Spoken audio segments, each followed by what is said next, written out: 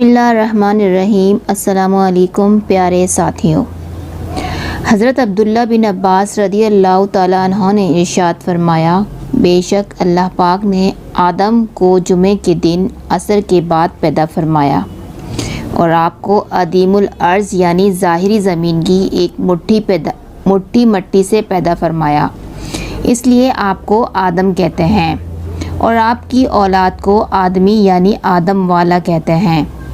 حضرت آدم علیہ السلام کا مبارک خمیر جس مٹی سے تیار ہوا، اس سے بچ جانے والی مٹی شریف سے کھجور کا درخت بنایا گیا، جیسا کہ حضرت مولا علی شیر خدا علیہ السلام بیان کرتے ہیں کہ حضور صلی اللہ علیہ وسلم نے ارشاد فرمایا، کھجور کا احترام کرو کیونکہ یہ تمہارے والد حضرت آدم علیہ السلام کی بچی ہوئی مٹی سے پیدا کی گئی ہے۔ اور ایک روایت میں ہے کہ کھجور، انار اور انگور کو حضرت آدم علیہ السلام کی بچی ہوئی مٹی سے پیدا کیا گیا ہے۔ اللہ پاک نے حضرت آدم علیہ السلام کو بغیر ماں باپ کے مٹی سے پیدا فرمایا ہے۔ آپ کی پیدائش کا واقعہ کچھ یوں ہے کہ اللہ پاک نے حضرت جبریل علیہ السلام کو حکم ارشاد فرمایا کہ زمین سے ایک مٹھی مٹی اٹھا کر لاؤ۔ حضرت جبریل علیہ السلام نے زمین سے مٹی اٹھانی چاہی تو زمین نے اس کا سبب پوچھا، آپ نے سارا واقعہ بیان کیا۔ اس پر زمین کہنے لگی، میں خدا کی پناہ چاہتی ہوں اس بات سے کہ مجھ سے کچھ کم کیا جائے یا میری کوئی چیز خراب کی جائے۔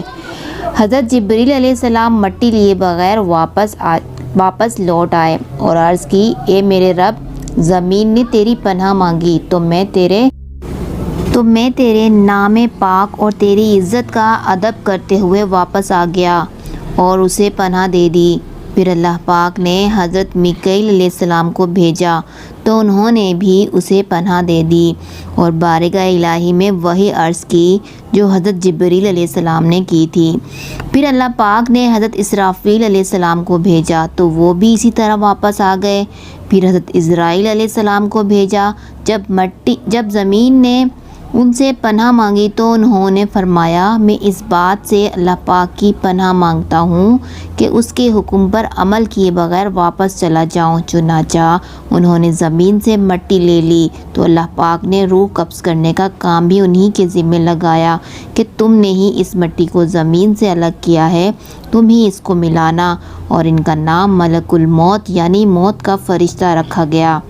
اللہ پاک نے جب حضرت آدم علیہ السلام سے حضرت بی بی حوا کو پیدا فرمایا تو حضرت آدم علیہ السلام نے ان کی طرف دست محبت بڑھانے کا ارادہ کیا تو فرشتوں نے عرض کی، اے آدم علیہ السلام، ٹھہر جائیں، پہلے ان کا مہر ادا کریں۔ آپ علیہ السلام نے فرمایا، ان کا مہر کیا ہے؟ فرشتوں نے عرض کی، ان کا مہر یہ ہے کہ آپ ہمارے سردار محمد مصطفیٰ صلی اللہ علیہ وسلم پر 3 یا 10 مرتبہ درود پاک پڑھیں۔ چنانچہ آپ علیہ السلام نے درود پاک پڑھا اور فرشتوں کی گواہی سے آپ علیہ السلام کا حضرت بی بی حوا رضی اللہ تعالیٰ عنہا سے نکاح ہو گیا۔ اس سے معلوم ہوا کہ نبی کریم صلی اللہ علیہ وسلم ہر موجود چیز کے لیے وسیلہ ہیں، یہاں تک کہ اپنے والد حضرت آدم علیہ السلام کا بھی وسیلہ ہیں۔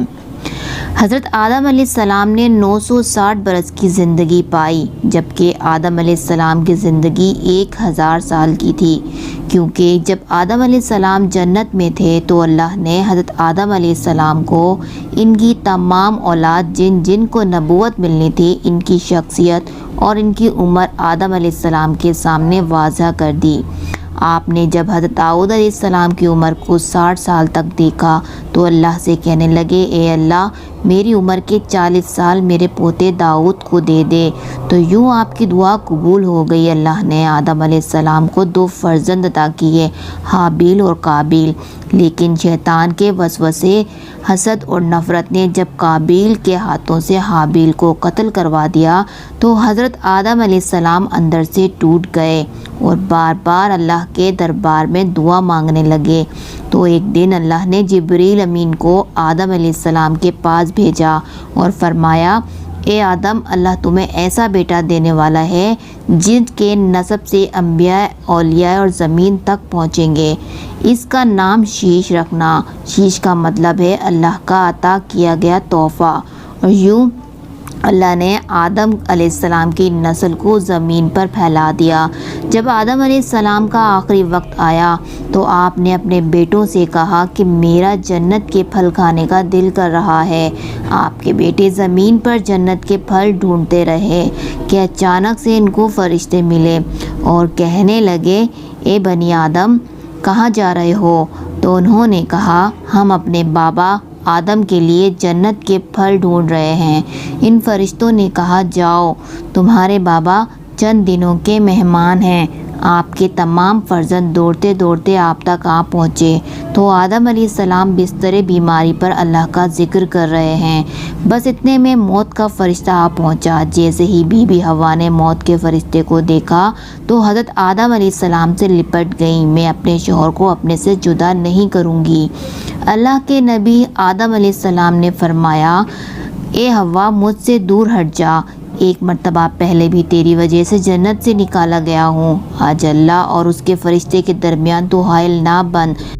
پھر آپ ان فرشتوں سے مخاطب ہو کر کہنے لگے، اے فرشتہ موت، کیا بھول تو نہیں گئے؟ میں نے اللہ سے سنا تھا کہ میری عمر 1000 سال کی ہے اور ابھی تو مجھے 960 سال ہوئے ہیں۔ تو ملک الموت نے کہا، اے اللہ کے نبی آدم، آپ نے خود ہی فرمایا تھا کہ آپ کی عمر 40 سال آپ کے پوتے داؤد علیہ السلام کو دے دیے جائیں۔ بس آدم علیہ السلام کی روح قبض کی گئی، آپ کو غسل فرشتوں نے دیا اور جنت کی خوشبو آپ کے جسم مبارک پہ لگائی گئی۔ پھر آپ کی نماز جنازہ فرشتوں نے حضرت جبرائیل علیہ السلام کے پیچھے ادا کی اور زمین کھود کر آپ کی تدفین کی، اور تمام انسانوں کے نزدیک اللہ کا یہ حکم نافذ کیا کہ جب بھی کسی کا انتقال ہو تو اس کے جسم کو ایسے ہی تدفین کرنا۔ آج بھی ان فرشتوں کی سنت پر اہل ایمان عمل کر کے اپنے بزرگوں کی تدفین کرتے ہیں۔ آپ کی قبر مبارک کی جگہ کو لے کر کچھ اختلافات ہیں۔ کچھ مورخین کے نزدیک آپ کی جائے تدفین سری لنکا، تو کچھ کے نزدیک جبل ابی قبیس، اور کچھ کے نزدیک عراق، اور کچھ کے نزدیک مسجد خریف کے صحن۔ بعض روایتوں میں یہ بھی ہے کہ جب حضرت آدم علیہ السلام کی روح قبض کرنے کے لیے فرشتہ موت آ پہنچا تو آپ کے بیٹے، جس کو آپ نے اپنا جانشین بنایا تھا، حضرت شیش علیہ السلام سے کہنے لگے، اے میرے جانشین، میں نے اللہ سے سنا تھا کہ عنقریب اس زمین میں ایک بہت بڑا طوفان آئے گا۔ اگر تم اس وقت تک موجود رہو تو میرے جسم کو اس کشتی نوح میں سوار کرنا جو نجات کا وسیلہ ہے، اور اگر تم اس وقت تک نہ پہنچو تو اپنی اولاد کو وصیت کرنا کہ میرے جسم کو کشتی نوح میں سوار کرے۔ تاریخ نے لکھا ہے جب طوفان نوح آیا تو حضرت نوح علیہ السلام نے اپنی کشتی میں حضرت آدم اور بی بی حوا کے جسم مبارک کو سوار کیا اور بیت المقدس یا عراق میں اس جگہ تدفین کیا جہاں انہوں نے اپنی قبر بنائی۔ اس طرح کی مزید ویڈیوز دیکھنے کے لیے چینل کو سبسکرائب کر کے بیل نوٹیفیکیشن کو پریس کر دیں۔